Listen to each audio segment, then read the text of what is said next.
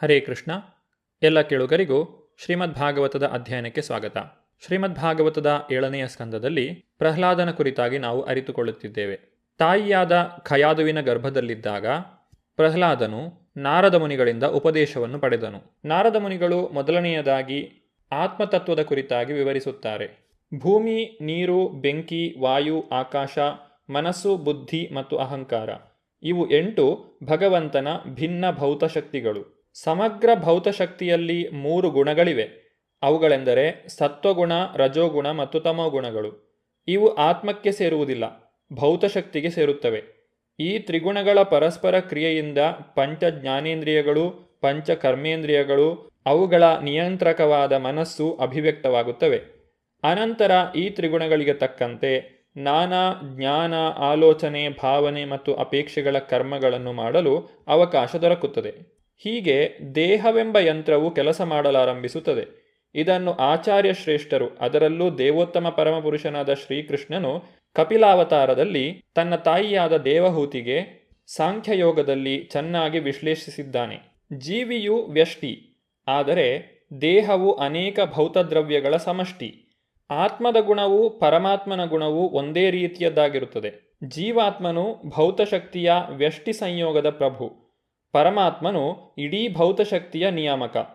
ಜೀವಿಯು ತನ್ನ ಶರೀರದ ಒಡೆಯನಾಗಿರುತ್ತಾ ತನ್ನ ಕರ್ಮಾನುಸಾರವಾಗಿ ನಾನಾ ಸುಖ ದುಃಖಗಳನ್ನು ಅನುಭವಿಸುತ್ತಾನೆ. ಆದರೆ ಪರಮಾತ್ಮನು ಒಬ್ಬನೇ ಆಗಿದ್ದಾನೆ.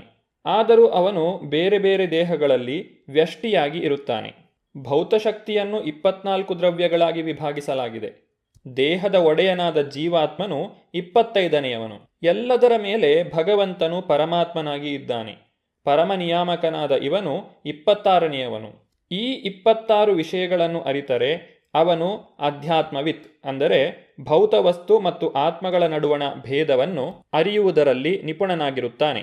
ಇದನ್ನೇ ಭಗವದ್ಗೀತೆಯಲ್ಲಿ ಕ್ಷೇತ್ರ ಕ್ಷೇತ್ರಜ್ಞಯೋರ್ಜ್ಞಾನಂ ಎಂದು ಹೇಳಿದೆ. ಕ್ಷೇತ್ರ ಎಂದರೆ ಈ ದೇಹವನ್ನು, ಜೀವಾತ್ಮನನ್ನು, ಪರಮಾತ್ಮನನ್ನು ಅರಿಯುವುದು ನಿಜವಾದ ಜ್ಞಾನ. ಪರಮಪ್ರಭುವು ಜೀವಾತ್ಮನೊಡನೆ ನಿತ್ಯವಾದ ಸಂಬಂಧವನ್ನು ಹೊಂದಿರುತ್ತಾನೆ. ಈ ವಿಷಯವನ್ನು ವ್ಯಕ್ತಿಯು ಅರಿಯದೇ ಹೋದರೆ ಅವನ ಜ್ಞಾನವು ಅಪರಿಪೂರ್ಣವಾದುದು. ಬಹೂನಾಂ ಜನ್ಮನಾಮಂತೆ ಜ್ಞಾನವಾನ್ ಮಾಂ ಪ್ರಪದ್ಯತೆ ವಾಸುದೇವ ಸರ್ವಮಿತಿ ಸಾ ಮಹಾತ್ಮ ಸುದುರ್ಲಭಃ. ಅನೇಕಾನೇಕ ಜನ್ಮಗಳನ್ನೆತ್ತಿದ ಮೇಲೆ ಭಗವಂತನೇ ಸಕಲ ಕಾರಣಗಳಿಗೂ ಕಾರಣನು ಎಂದು ತಿಳಿದು ಭಗವಂತನಿಗೆ ಶರಣಾಗುವವನೇ ಜ್ಞಾನಿ. ಅಂತಹ ಮಹಾತ್ಮನು ಸುದುರ್ಲಭ. ಭೌತಿಕ ವಸ್ತುವಾಗಲಿ ಆಧ್ಯಾತ್ಮಿಕ ವಸ್ತುವಾಗಲಿ ಪ್ರತಿಯೊಂದರಲ್ಲೂ ವಾಸುದೇವನ ನಾನಾ ಶಕ್ತಿಗಳು ಇರುತ್ತವೆ. ಆ ವಾಸುದೇವನಿಗೆ ಅವನ ಆಧ್ಯಾತ್ಮಿಕ ಭಾಗವಾದ ಜೀವಾತ್ಮನು ಅಧೀನನು. ಈ ಪರಿಪೂರ್ಣ ಜ್ಞಾನವನ್ನು ಅರಿತುಕೊಂಡು ಒಬ್ಬನು ದೇವೋತ್ತಮ ಪರಮಪುರುಷನಿಗೆ ಶರಣಾಗುತ್ತಾನೆ. ಪ್ರತಿಯೊಬ್ಬ ಜೀವಾತ್ಮನಿಗೂ 2 ಬಗೆಯ ದೇಹಗಳಿರುತ್ತವೆ. ಪಂಚಭೂತಗಳಿಂದಾದ ಸ್ಥೂಲ ಶರೀರವು ಮತ್ತು 3 ಸೂಕ್ಷ್ಮ ದ್ರವ್ಯಗಳಿಂದಾದ ಸೂಕ್ಷ್ಮ ಶರೀರವೂ ಇರುತ್ತದೆ. ಈ ದೇಹದೊಳಗೆ ಚೇತನಾತ್ಮನಿದ್ದಾನೆ. ಈ ಆತ್ಮನನ್ನು ನೇತಿ ನೇತಿ ಎಂಬ ವಿಶ್ಲೇಷಣೆಯಿಂದ ಕಂಡುಕೊಳ್ಳಬೇಕು. ಹೀಗೆ ಆತ್ಮವನ್ನು ಭೌತದ್ರವ್ಯದಿಂದ ಬೇರ್ಪಡಿಸಬೇಕು. ಭೂಗರ್ಭಶಾಸ್ತ್ರಜ್ಞನು ಚಿನ್ನ ಎಲ್ಲಿ ಸಿಗುತ್ತದೆ ಎಂಬುದನ್ನು ಪತ್ತೆ ಮಾಡಿ ಅಲ್ಲಿ ಖನನ ಮಾಡಬಲ್ಲನು. ಅನಂತರ ಅವನು ಆ ಕಲ್ಲನ್ನು ವಿಶ್ಲೇಷಿಸಿ ಚಿನ್ನವನ್ನು ಪರೀಕ್ಷಿಸಬಹುದು. ಅದೇ ರೀತಿ ಚೇತನಾತ್ಮನನ್ನು ಕಾಣಲು ಇಡೀ ದೇಹವನ್ನು ವಿಶ್ಲೇಷಿಸಬೇಕು. ತನ್ನ ದೇಹವನ್ನು ಅಧ್ಯಯನ ಮಾಡುವಾಗ ಅವನು ತನ್ನ ತಲೆ ಆತ್ಮವೇ, ತನ್ನ ಬೆರಳುಗಳು ಆತ್ಮವೇ, ತನ್ನ ಕೈ ಆತ್ಮವೇ ಎಂದು ಮೊದಲಾಗಿ ತನ್ನನ್ನು ತಾನು ಪ್ರಶ್ನಿಸಿಕೊಳ್ಳಬೇಕು.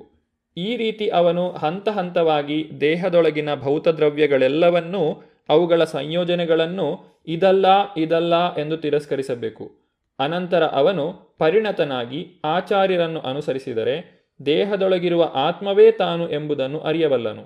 ಭಗವಾನ್ ಶ್ರೀಕೃಷ್ಣನು ಅರ್ಜುನನಿಗೆ ಭಗವದ್ಗೀತೆಯಲ್ಲಿ ತಿಳಿಸಿರುವಂತೆ ದೇಹಿನೋಸ್ಮಿನ್ ಯಥಾ ದೇಹೇ ಕೌಮಾರಂ ಯೌವನಂ ಜರ ತಥಾ ದೇಹಾಂತರ ಪ್ರಾಪ್ತಿರ್ ಧೀರಸ್ತತ್ರ ನ ಮುಹ್ಯತಿ.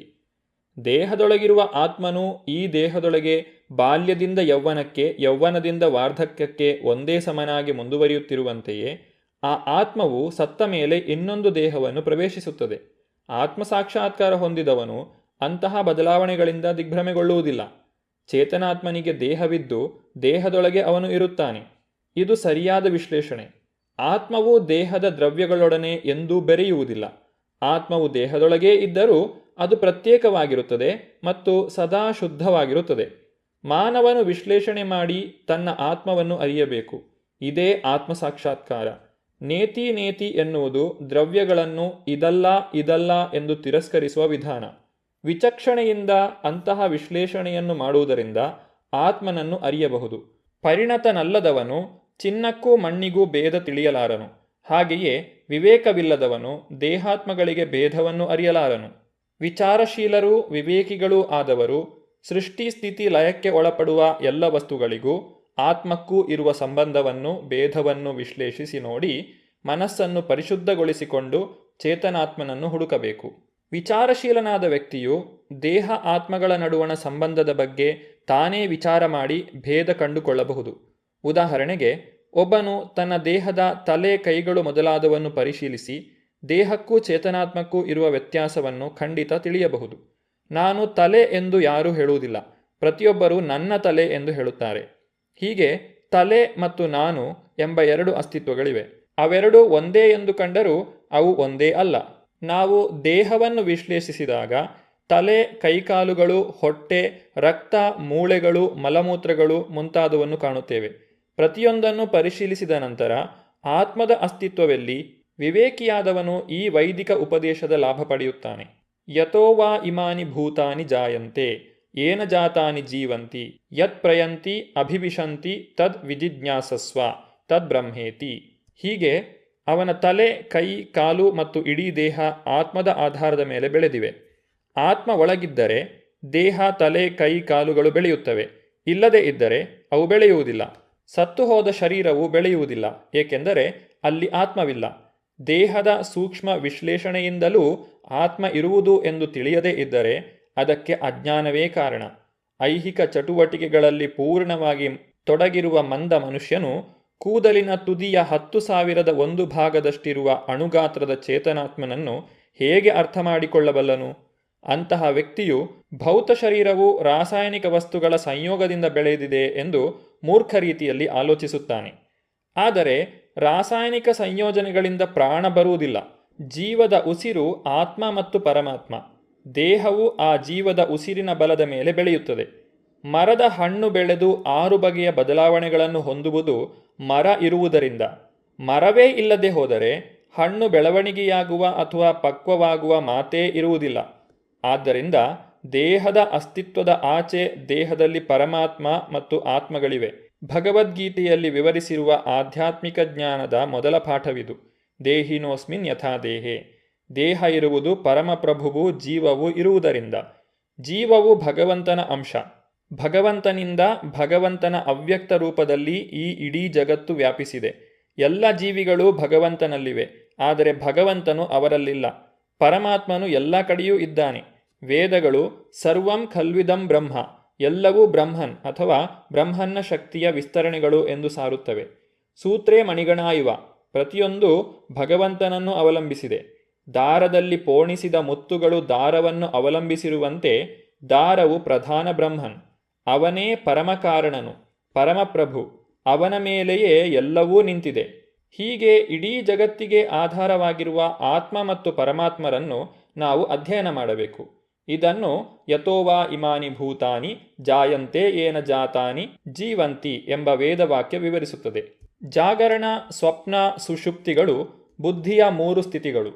ಈ 3 ಸ್ಥಿತಿಗಳನ್ನು ಅನುಭವಿಸುವವನೇ ಮೂಲಪ್ರಭು, ರಾಜ, ದೇವೋತ್ತಮ ಪರಮಪುರುಷ ಎಂದು ಪರಿಗಣಿಸಬೇಕು. ಬುದ್ಧಿಶಕ್ತಿ ಇಲ್ಲದೆ ಇಂದ್ರಿಯಗಳ ನೇರ ಕಾರ್ಯಚಟುವಟಿಕೆಗಳನ್ನು ಅರಿಯಲು ಸಾಧ್ಯವಿಲ್ಲ.